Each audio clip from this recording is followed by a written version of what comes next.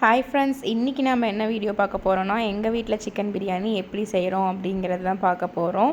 இன்றைக்கி நீங்கள் வீடியோ பார்த்துட்டு எப்படி இருந்துச்சு அப்படின்னு சொல்லி கமெண்ட்டில் சொல்லுங்கள். லைக் பண்ணுங்கள், ஷேர் பண்ணுங்கள், சப்ஸ்கிரைப் பண்ணுங்கள், பெல் ஐக்கானை கண்டிப்பாக கிளிக் பண்ணுங்கள். அப்போ தான் நாங்கள் போடுற வீடியோ உங்களுக்கு தொடர்ந்து வந்துக்கிட்டே இருக்கும்.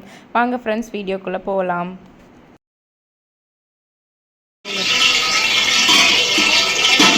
எண்ணெய் காஞ்சிடுச்சு. அடுத்து என்ன போட போகிறீங்க?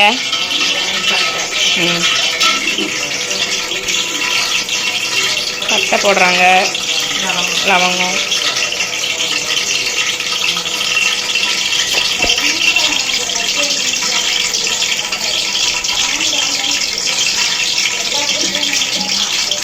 இது லைட்டாக பொரிஞ்சிட்டு பொரிஞ்சதுக்கப்புறம்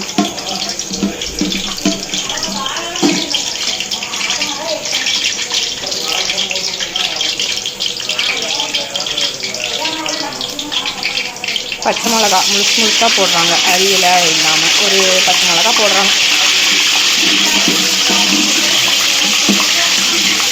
எவ்வளோ கிலோ அரிசி பண்ணுறோம்? 2 கிலோ அரிசிக்கு இதெல்லாம் போடுறாங்க. நல்லா ஒரு 8 பெரிய வெங்காயம் இருக்கும்.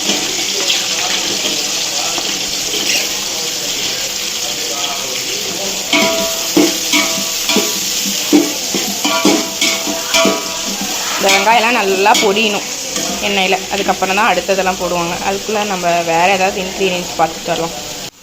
அடுத்து இதில் பார்த்திங்கன்னா சிக்கன் வெந்துட்டுருக்கு. இதில் வெள்ளை சாப்பாடு,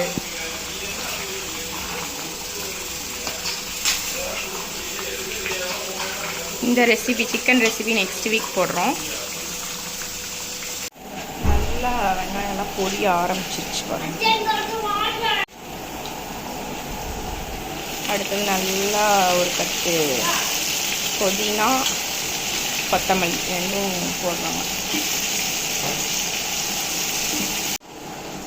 மிளகாத்தூள் போடுறாங்க, குழிக்கரண்டியில் போடுறாங்க. எத்தனை குழிக்கரண்டி?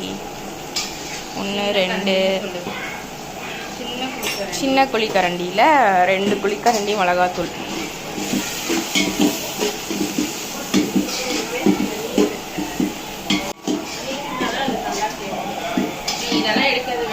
மிளகாத்தூள் நல்லா எண்ணெயில் பொரிஞ்சிச்சு. அடுத்தது வந்து தயவு செஞ்சு கிளம்பிடு. தக்காளி போடுறாங்க. அடுத்தது தக்காளி எத்தனை இருக்கும்?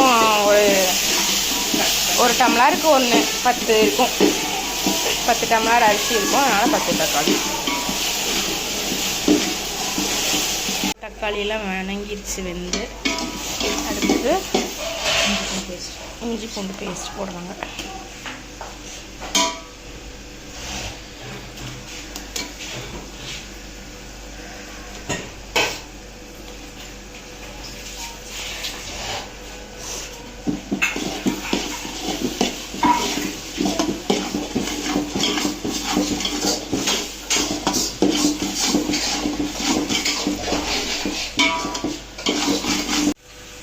இஞ்சி பூண்டில் நல்லா எண்ணெய் பிரிஞ்சு வந்துடுச்சு.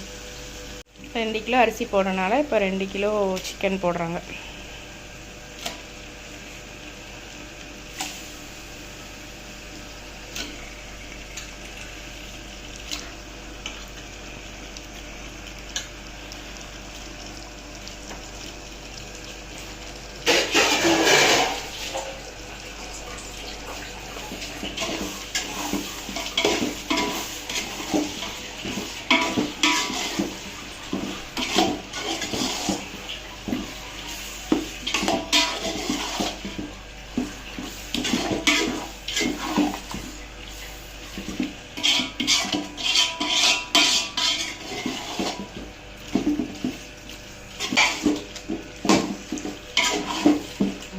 அரை கப்பு தயிர்.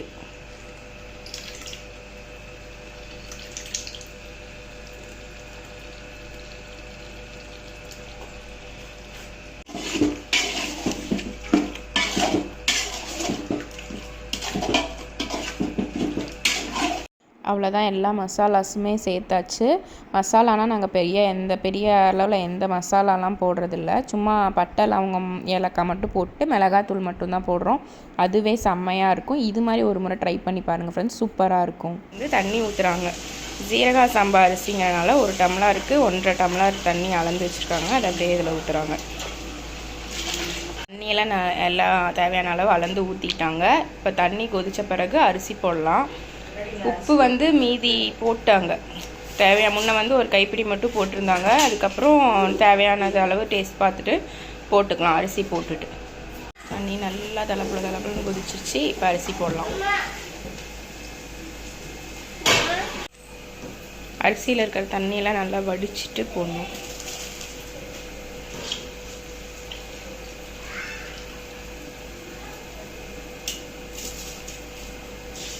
இப்போ நல்லா தண்ணி கொஞ்சம் இதான உடனே சிம்மில் வச்சு நல்லா தம் போட்டுடலாம்.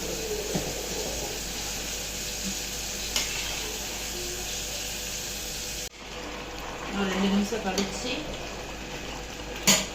தம் போட்டுடலாம். தம் சாதம் அவ்வளோதான், நல்லா மலர்ந்து வந்துட்டுருக்கு.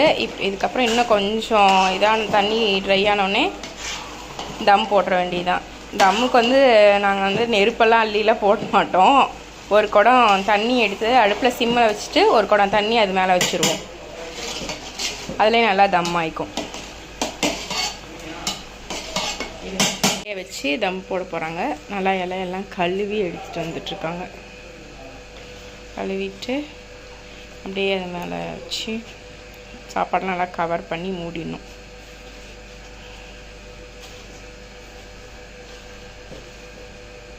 கவர் பண்ணி மூடிட்டு அடுத்து தட்டை வச்சு மூடி இப்போது ஒரு ஃபுல்லாக நிற குடம் தண்ணி எடுத்துகிட்டு அது மேலே வச்சுட்டாங்கன்னா சிம்மில் வச்சுட்டாங்க. அப்புறம் ஒரு 10 நிமிஷம் அப்படியே தம்மில் இருந்தால் பிரியாணி சூப்பராக ரெடி ஆயிடும். அடுத்து இப்போ தம்மை ஓப்பன் பண்ண போகிறாங்க.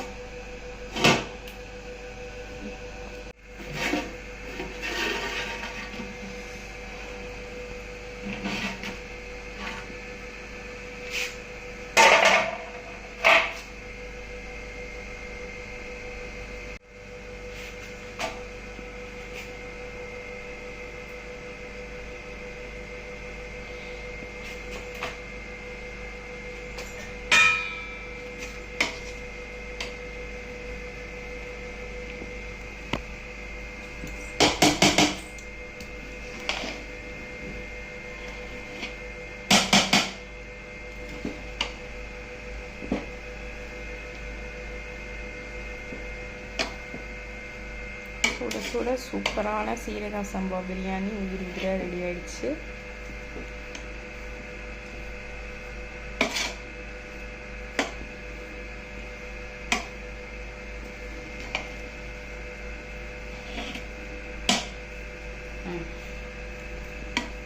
அவ்வளோதான், சிக்கன் பிரியாணி சூப்பராக ரெடி ஆயிடுச்சு.